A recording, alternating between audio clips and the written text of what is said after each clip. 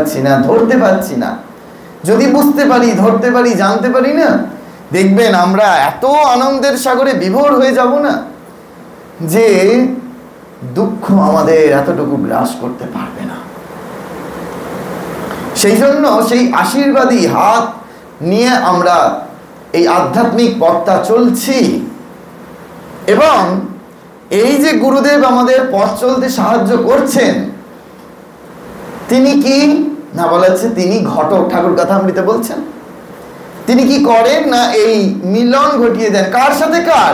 শিষ্যের সঙ্গে ভগবানের। শিষ্যের সঙ্গে ভগবানের মিলন ঘটিয়ে দেন। গুরুদেব যে সাধন দিয়েছেন, ওই যে একটি বই দিয়েছে না, যেটা লেখা রয়েছে অপর কাউকে দেখাবে না, ওটা লেখা থাকে অপর কাউকে দেখাবে না। আমরা আবার নিজেরাও দেখি না। নিজেকে দেখতে হবে, পড়তে হবে, সাধনটা জেনে নিতে হবে, বুঝে নিতে হবে। বুঝে নিয়ে যদি সাধনে ডুব দিতে পারি, তাহলে দেখবেন যে আমাদের ওই গুরুদেব সেটিই করছেন, যে ঠাকুরের সঙ্গে আমাদেরকে মিলিয়ে দিচ্ছেন। হনুমান সেটিই করছেন, রামচন্দ্রের সাথে সকলকে মিলিয়ে দিচ্ছেন।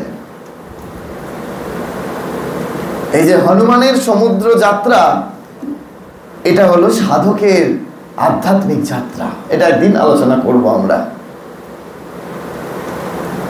আপনারা নিশ্চয়ই রামায়ণ পড়েছেন বা টিভি সিরিয়ালে দেখেছেন যে এরপরে কেউ যেতে পারবে না, সবার প্রথম হনুমানই যাবে।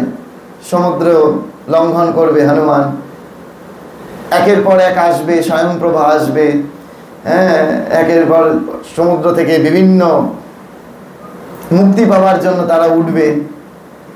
এইগুলি আমাদের আধ্যাত্ম পথে যেতে গেলে বাধা। এর মধ্যে একটা কথা, স্বয়ংপ্রভা জিজ্ঞেস করছেন হনুমানকে, আচ্ছা তোমরা কি করে সীতা দেবীকে খুঁজছো? বলছি কেন? এই যে চোখ খুলে, বড় বড় চোখ করে দেখছি চারদিকে। বলছেন না, চোখ খুলে খুঁজলে তোমরা সীতা দেবীকে খুঁজে পাবে না।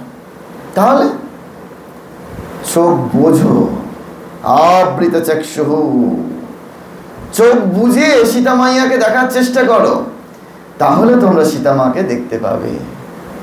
দেখুন কত কাল আগে রামায়ণে লেখা হয়েছে।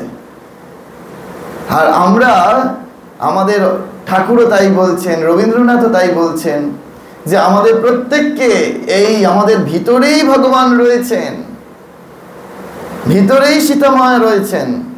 শুধু তাকে খুঁজতে হবে, চোখ খুলে নয়, চোখ বুঝে।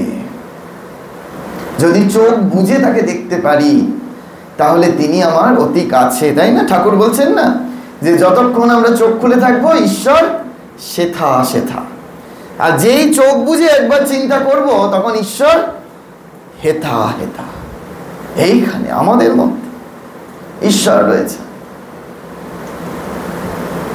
আজকে যখন ওই আমাদের ওখানে বাচ্চারা খেতে বসেছে, প্রসাদ পাচ্ছে, যাদের একেবারে ছোট্ট বাচ্চা, যাদেরকে মা খাইয়ে দিতে হয়, তারাও নিজেরা খাচ্ছে। স্বয়ং ভগবান ভগবতী সেই ছোট্ট শিশু রূপ ধারণ করে যেন সেই সেবা নিচ্ছেন।